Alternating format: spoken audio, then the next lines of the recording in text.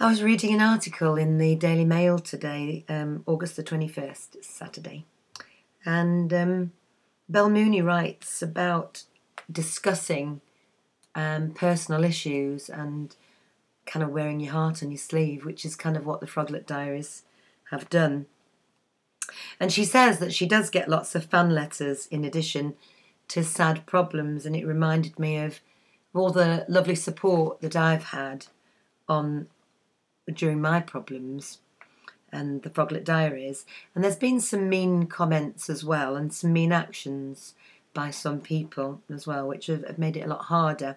However, I did say I accepted the fact that wearing my heart on my sleeve and making everything public opened me up for criticism as well as praise.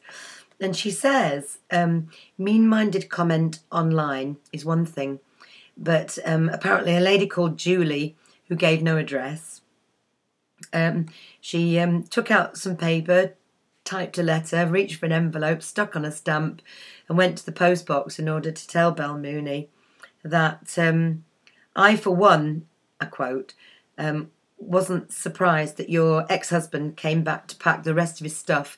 Then off he went with somebody else and wed her and had 2 children with her. And apparently that was this person's response to Bel Mooney writing about the story in her memoir, Small Dogs Can Save Your Life. And Bel Mooney was actually reading a latest in Alexander McCall Smith's Sunday Philosophy Club series about Isabel Dalhousie, the philosopher, editor, problem solver. I don't know whether you know about her. And Isabel questioning the purpose of her job. She did not have to do this. Did it make the faintest difference to anything?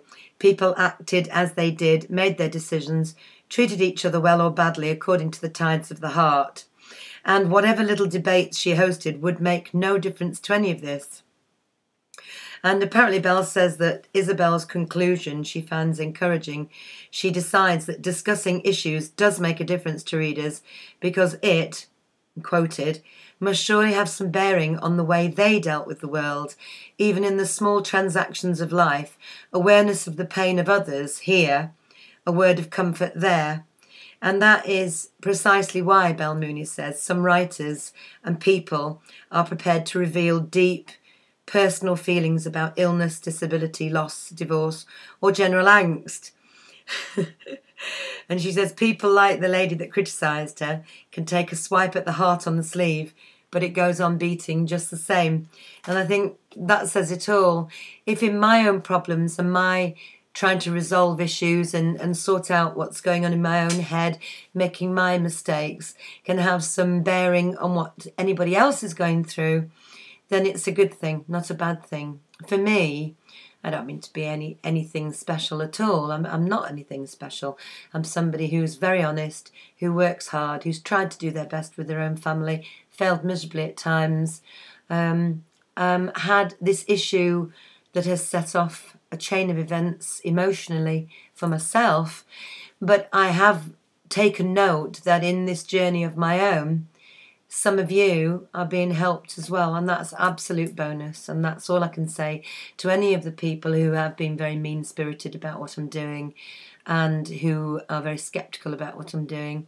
To me, it's all about looking to yourself, looking inside yourself and dealing with your own issues first. And if that can be a knock-on effect and help anybody else, well, great.